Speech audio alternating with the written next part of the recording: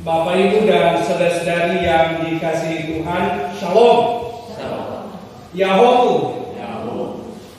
Bapak, Ibu, dan saudara-saudari yang dikasihi Tuhan, ketika saya menyiapkan khotbah ini sejak beberapa hari yang lalu, saya teringat satu pertanyaan yang sering diulang-ulang ketika saya masih berada di Jogja dan sering mendengar radio rohani.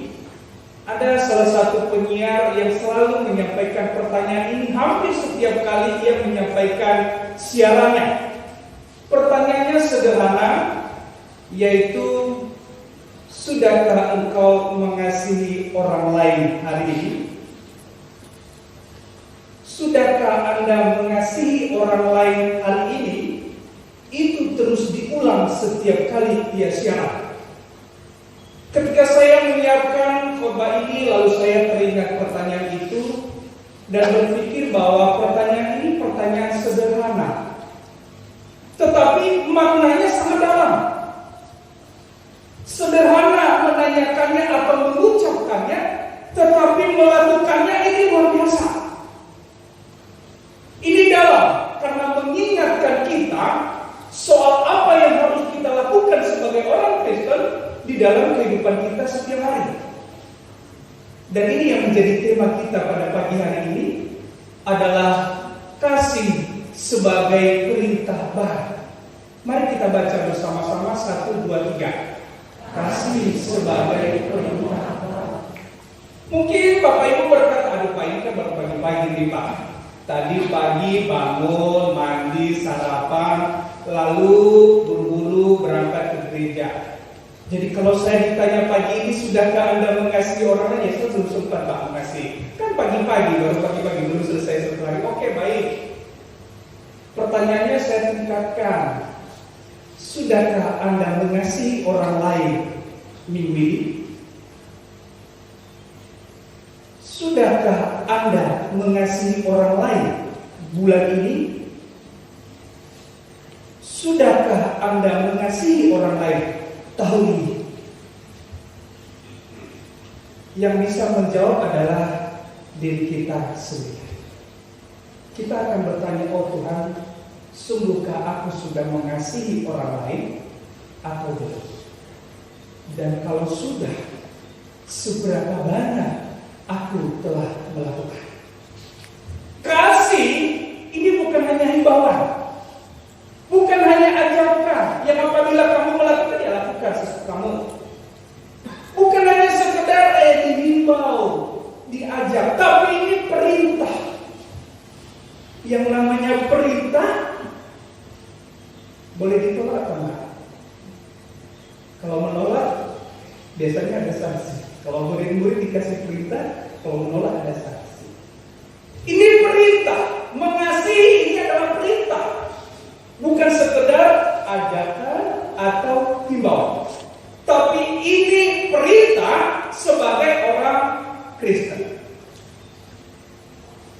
Lalu pertanyaannya dari tema ini, kenapa ini disebut sebagai perintah baru?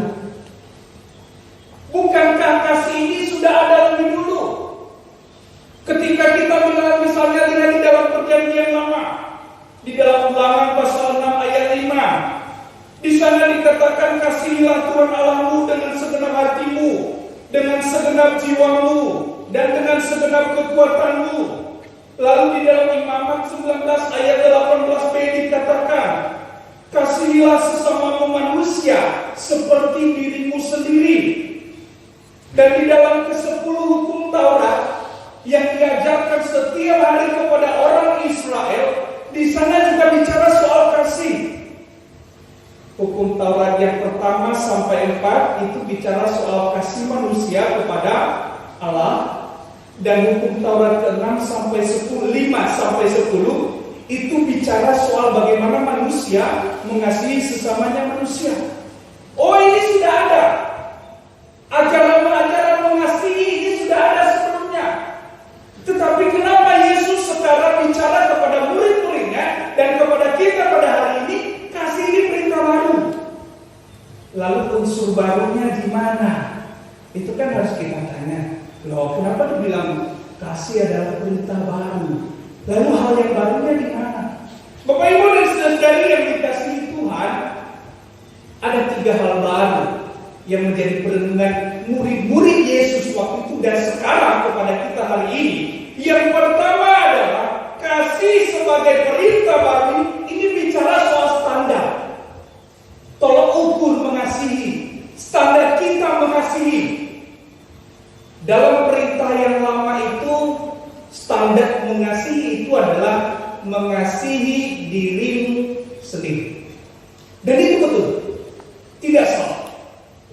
Tetapi Yesus saat ini meletakkan standar itu lebih sempurna lagi, bahwa mengasihi itu bukan hanya seperti engkau mengasihi dirimu sendiri, tetapi bagaimana Kristus mengasihi engkau.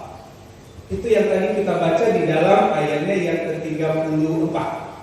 Bisa naik Aris, kita baca ulang lagi.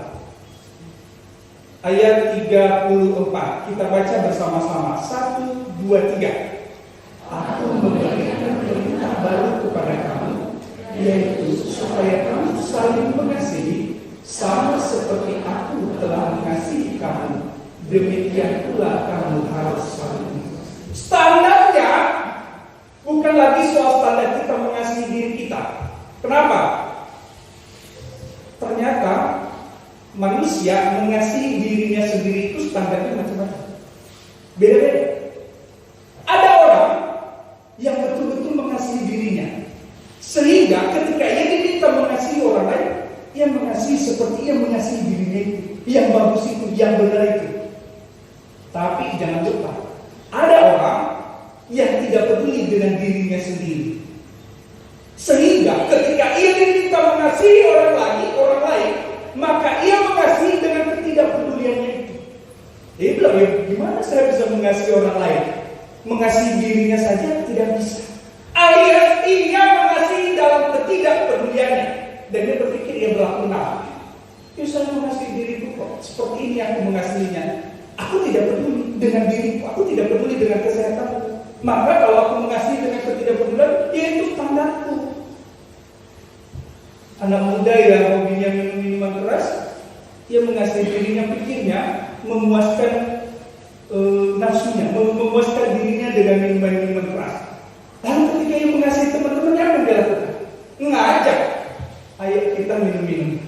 Yaitu standar dia mengasihi dirinya, memuaskan keinginan dirinya. Jadi dia juga mengajak orang lain berlaku hal yang sama. Yang dia pikir, dia cara aku mengasihi diriku, meminum, mabuk-mabukan, dan aku mengasihi dia. Anak-anak yang suka merokok, ia pikir mengasihi dirinya adalah memuaskan keinginannya merokok. Bangga, keren loh. Dia pikir bangga. Lalu apa yang lakukan ketika kita mengasihi teman-teman? Ia ngajak, ayo mari merokok. Ditawarkan rokok satu-satu. Yaitu mengasihi menurut versi dia. Dia tidak tahu bahwa merokok itu membunuhmu. Merokok itu merusak kesehatan, merusak diri. Standar mengasihi sekarang Yesus meletakkan di dalam kesempurnaan, bahwa mengasihi itu seperti Kristus mengasihi engkau. Manusia masih banyak keegoisannya. Ketika mengasihi seringkali disertai dengan hal-hal yang tersembunyi di dalam dirinya, ketidaktulusan, tidak ikhlas. Tetapi Yesus mengasihi dalam kesempurnaan dengan penuh ikhlas yang disebut dengan kasih agape. Kasih tanpa syarat, unconditional love. Kasih yang abadi, everlasting love. Manusia, ya kalau kau mengasihi aku kasih kau, tapi kalau kau tidak mengasihi dia balas juga. Kan itu kadang-kadang. Yesus berkata, sekarang standarnya kasihilah sesama manusia seperti aku mengasihi dirimu. Kasih yang penuh pengorbanan, sacrifice. Jadi Yesus itu penuh pengorbanan. Ini standar. Kasih yang baru, kasih sebagai perintah baru ini, Yesus meletakkan standar yang baru bagi murid-murid waktu itu. Mereka masih belum tahu bagaimana Tuhan mengasihi mereka dengan standar itu. Mereka hanya berpikir soal bagaimana aku mengasihi diriku sendiri menurut standarku. Sekarang Yesus menyempurnakannya. Betul, engkau mengasihi menurut dirimu sendiri seperti engkau mengasihi dirimu, tapi catatannya kasihmu yang benar itu bukan kasihmu yang tidak peduli pada dirimu sendiri. Dan sekarang supaya ini lebih sempurna, tirulah sebagaimana Kristus mengasihi engkau dengan kasih yang sempurna, kasih yang tulus ikhlas, kasih yang abadi, dan ini harus engkau lakukan. Bapak Ibu dan saudara-saudari yang dikasihi Tuhan, pertanyaannya adalah, maukah engkau mengasihi dengan standar Kristus mengasihimu? Amin. Berat. Maukah engkau mengasihi sesamamu manusia dengan standar Kristus mengasihi engkau? Amin. Saya ingin sekali lagi bertanya, maukah engkau mengasihi sesamamu manusia dengan standar Kristus mengasihi engkau? Amin. Kita harus sadari bahwa ini memang berat, tapi berusaha. Mari kita berusaha. Tuhan tidak menuntut kita melebihi dari kemampuan kita, tetapi kita harus senantiasa berusaha. Jangan mencoba mencari kebenaran diri sendiri. Itu yang pertama, soal standar mengasihi. Lalu apa hal yang baru yang kedua? Hal yang baru yang kedua adalah soal subjek. Subjek, siapa yang mau kita kasihi? Ini soal sesama. Sesungguhnya di dalam perintah yang lama itu sudah betul. Kasihilah sesamamu manusia. Persoalannya, cara mereka memahami sesama ini sempit. Aku mengasihi sesamaku manusia, yaitu betul-betul sesamaku yang sama dengan aku, sesuku dengan aku, sesama orang Yahudi, yaitu yang kasih. Di luar itu kafir. Jadi kalau kita sering mendengar orang Yahudi itu kalau bertemu orang Samaria mereka tidak peduli itu, ya karena mereka berpikir sesama aku itu ya sesama orang Yahudi. Di luar itu aku tidak mau lagi. Yaitu kafir. Tahu bakal dari habaero. Ya anaknya si pagolokegu, satu rumpun denganku, satu marga denganku, satu daerah denganku, kukasihi. Karena mereka sesamaku. Tapi kalau di luar itu enggak. Yesus mau membarui ini, menyempurnakan ini, atau lebih tepat meluruskan ini, bahwa sesamamu manusia itu adalah sesamamu dalam pengertian yang lebih luas, tanpa sekat-sekat. Siapa sesamamu? Dia sesama ciptaan. Entah dia satu suku denganmu, satu bangsa denganmu, itu bukan persoalan. Ini adalah soal bagaimana engkau memandang orang lain, bagaimana engkau mengasihi sesamamu dalam pengertian engkau sama-sama sebagai ciptaan Tuhan. Mengasihi sesama tanpa diskriminatif, tidak membedakan laki-laki dan perempuan. Oh, aku mengasihi anak-anakku karena dia laki-laki, pada perempuan enggak, jangan begitu. Tanpa diskriminatif. Dalam hal usia, engkau mengasihi orang yang lebih tua, tetapi engkau tidak mengasihi orang yang lebih muda misalnya. Atau engkau mengasihi orang yang lebih kaya, dan engkau mengabaikan orang miskin. Ini praktek yang tidak betul. Yesus berkata bahwa kasihilah sesamamu tanpa diskriminatif itu. Ingat, Allah ketika Ia mengutus Yesus Kristus memberikan penyelamatan itu ditawarkan kepada semua orang, siapapun, baik orang Yahudi maupun orang Yunani. Dan itu tidak di dalam Galatia 3 ayat 28 dikatakan, dalam hal ini tidak ada orang Yahudi atau orang Yunani, tidak ada hamba atau orang merdeka, tidak ada laki-laki atau perempuan, karena kamu semua adalah satu di dalam Kristus Yesus. Kamu satu, sama-sama ciptaan. Bahwa kita beda-beda ya. Wajahnya beda, warna kulit beda-beda. Meskipun satu suku, kita beda marga. Kita memiliki berbagai perbedaan, banyak. Entah itu fisik, entah itu pemikiran dan lain hal. Tetapi mengasihi sesama ini, abaikan semua perbedaan-perbedaan itu. Kasihilah tanpa diskriminatif. Kasihilah dengan standar Kristus bahwa mengasihi itu kepada semua orang. Ini hal baru. Bagi mereka waktu itu ini hal baru, dan saya pikir mungkin bagi kita juga ini menjadi hal baru. Yang kadang-kadang kita mungkin selama ini masih mengasihi ya sebatas siapa yang aku sukai, siapa yang sama denganku itu yang aku kasihi. Tetapi sekarang pagi ini kita diingatkan, kasih sebagai perintah yang baru itu yang benarnya adalah mengasihi kepada siapapun tanpa diskriminasi. Ini yang kedua. Yang ketiga, apa yang baru? Ini yang ketiga. Apa yang baru dari perintah mengasihi ini? Kalau tadi yang pertama soal standar, yang kedua soal subjek, yang ketiga soal identitas. Apa yang menjadi tanda identitas kekristenanmu, kekristenan kita? Dengan kalung salib bukan? Dengan Alkitab yang engkau bawa setiap hari misalnya? Atau dengan rumah yang dikasih simbol-simbol Alkitab dan ayat-ayat suci? Itukah identitasmu sebagai orang Kristen?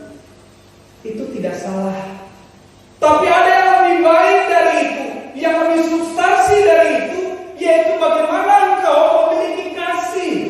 Ini soal identitas. Orang Kristen harus dikenal karena kasihnya.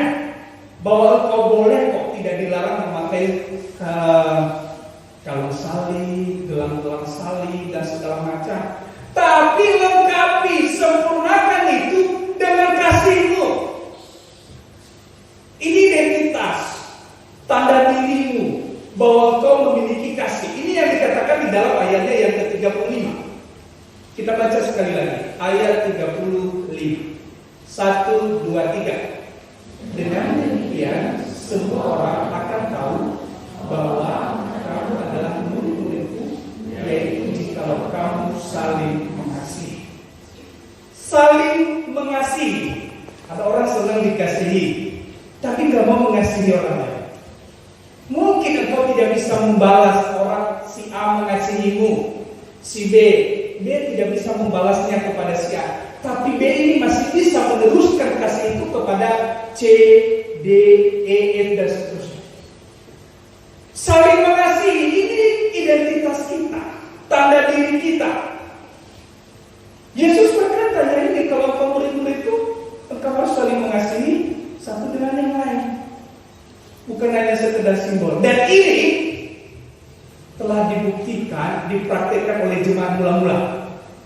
Jemaat mula-mula di bawah tekanan yang luar biasa, mereka dikejar-kejar hendak dibinasakan, lalu mereka saling menguatkan, saling mendukung dengan kasih yang sempurna. Mereka saling mengasihi, dan apa yang mereka rasakan? Mereka kuat menghadapi berbagai pencobaan dan percobaan pembunuhan terhadap kelompok mereka. Dan orang-orang di luar mereka tahu, meskipun jumlah mereka sedikit, tetapi mereka dikenal karena kasih mereka terhadap satu dengan yang lain. Di dalam kelompok mereka, di dalam komunitas mereka, tidak ada yang kekurangan. Karena di antara mereka selalu ada yang menjual harta miliknya untuk menjadi milik bersama. Ada orang lapar, mereka membeli makan bersama-sama dan mereka makan supaya tidak ada yang kelaparan di antara mereka. Ini kondisi mereka waktu itu sangat memprihatinkan. Mungkin sekarang kita tidak harus membeli makan kepada semua orang miskin karena kita sudah bisa membeli makan sendiri-sendiri. Tetapi mungkin ada hal yang lain. Bagaimana kita memiliki identitas saling mengasihi satu dengan yang lain. Ini dikembangkan oleh Paulus di dalam 1 Korintus 13 ayat 4 sampai 6. Bahwa mengasihi itu bisa juga dalam hal sikap hidup, yaitu soal kesabaran. Kalau engkau datang ke sini, lalu tadi engkau marah-marah misalnya karena engkau senggolan di jalan dengan orang di jalanan, hati-hati. Kalau engkau tidak sabar, berarti engkau belum sungguh-sungguh memiliki kasih. Paulus berkata kasih itu adalah sabar, murah hati, tidak cemburu, tidak iri pada apa yang dimiliki orang lain, tidak memegahkan diri, tidak sombong, tidak melakukan yang tidak sopan, tidak mencari keuntungan sendiri, tidak bersukacita karena ketidakadilan, tetapi bersukacita karena kebenaran. Meskipun kadang-kadang menegakkan kebenaran ini, engkau juga harus siap-siap dimusuhi. Tidak apa. Engkau bersukacita ketika engkau bisa menyatakan yang benar. Meskipun orang lain memusuhi, tidak apa-apa. Itu kasihmu. Dan ini yang Tuhan kehendaki. Bahwa kasih ini harus menjadi identitas kita, tanda diri kita. Kalau kita masih suka marah-marah, hati-hati. Perbaiki diri. Mari kita tingkatkan soal batas sabar. Kalau di internet kita sumbunya diperpanjang, jangan sumbunya pendek, dikit-dikit langsung marah. Ini saya sendiri juga melatih diri. Bagaimana supaya meningkatkan sumbunya ini, jangan cepat marah. Ya, bagaimana kita memperpanjang sumbu kita ini supaya kadang-kadang kita disakiti dan secara manusia pengen banget membalas, pengen banget ini, aku mau balas orang. Tapi ya, saya sebagai orang Kristen, di mana kasihku? Kalau aku membalas, sama saja dong aku dengan dia. Ini juga soal identitas, bagaimana kasih itu hadir di dalam sikap hidup kita, soal memiliki yang namanya kesabaran, tidak cemburu, tidak memegahkan diri, dan berbagai hal yang barusan tadi saya sampaikan. Bapak Ibu dan saudara-saudari yang dikasihi Tuhan, kasih ini bukan hanya diucapkan, tetapi kasih ini dilakukan. Saya menutup ini dengan satu cerita. Ini cerita ya, cerita. Seorang ibu memiliki 3 orang anak. Si ibu ini sedang sibuk memaking sesuatu karena ada barang yang harus dikirim segera. Lalu dia melihat anak-anaknya 3 orang duduk di ruang tamu, yang satu sedang membaca-baca buku cerita, yang satu main game, yang satu ya sibuk dengan dirinya sendiri, sudah besar-besar. Anggaplah mereka ini usia-usia sekolah SMA. Lalu ibunya bilang, anak-anakku, aku sangat mengasihi kalian. Lalu anak pertama bilang, iya Bu, aku juga sangat mengasihi ibu. Sama Bu, aku juga sangat mengasihi ibu. Anak yang kedua bilang, Bu, aku juga Bu, aku sangat mengasihimu. Aku sama seperti kakakku, aku juga mengasihimu. Lalu anak yang ketiga, anak yang musuh juga tidak mau kalah. Dia datang pada ibunya, mengeluh ibunya dan berkata, aku juga mengasihimu sama seperti kakak-kakakku, sama seperti abangku yang pertama, abangku yang kedua, saya juga sangat mengasihimu. Lalu ibunya bilang, oh ya anakku, terima kasih, kita harus saling mengasihi. Setelah ia menyelesaikan paketnya itu di packing, dan karena masih ada pekerjaan lain, lalu ibunya bilang pada anak-anaknya, nak, sekarang saya butuh satu dari antara kalian untuk mengantarkan paket ini segera, karena ada kerabat yang membutuhkannya. Lalu anak yang pertama bilang, Ma, aku gak bisa, aku lagi membaca, ini belum selesai, ceritanya masih banyak nih, aku belum selesai, jangan aku ya Ma. Anak kedua, ibunya lihat anak kedua tanpa bicara, lalu anak kedua bilang, Ma, ini gamesnya nih masih belum selesai nih, udah mau menang nih, jangan diganggu dulu Ma, aku masih sibuk nih main game nih, gak bisa, apalagi di luar tuh hujan, jadi maaf ya Ma, aku gak bisa nih, aku masih sibuk nih. Anak yang ketiga, diam-diam dia mengambil kunci motornya karena di luar masih hujan, dia mengambil jas hujannya dan dia bilang pada mamanya, Ma, mana paketnya? Biar aku kirim sekarang. Mamanya bilang, nah, itu masih hujan, gak apa-apa. Gak apa-apa kan tidak terlalu deras. Lagi ini harus dikirim sekarang ya Mak. Iya, ini penting sekali, harus dipakai. Dan Mama gak bisa ngantar karena ada yang Mama kerja. Oh iya, lalu dia keluar. Siapa yang mempraktekkan kasih? Anak yang pertama, anak yang kedua, ketiga, yes. Kasih itu bukan hanya diucapkan, tetapi juga dipraktekkan. Maukah engkau mengasihi sesamamu manusia dengan sungguh-sungguh seperti Kristus mengasihimu kepada siapapun? Dan itu dilakukan, bukan hanya diucapkan. Amin. Tanyakan selalu dirimu setiap menjelang tidur. Tanyakan dengan formula yang lebih ke diri. Sudahkah aku mengasihi orang lain hari ini atau belum? Tuhan Yesus memberkati. Ayat hafal ayat 34 dan 35 kita baca bersama-sama. 1, 2, 3. Aku memberikan perintah baru kepada kamu, yaitu supaya kamu saling mengasihi, sama seperti aku telah mengasihi kamu. Demikian pula kamu harus saling mengasihi. Dengan demikian semua orang akan tahu bahwa kamu adalah murid-muridku, yang jikalau kamu saling mengasihi. Tuhan Yesus memberkati. Mari kita berdoa.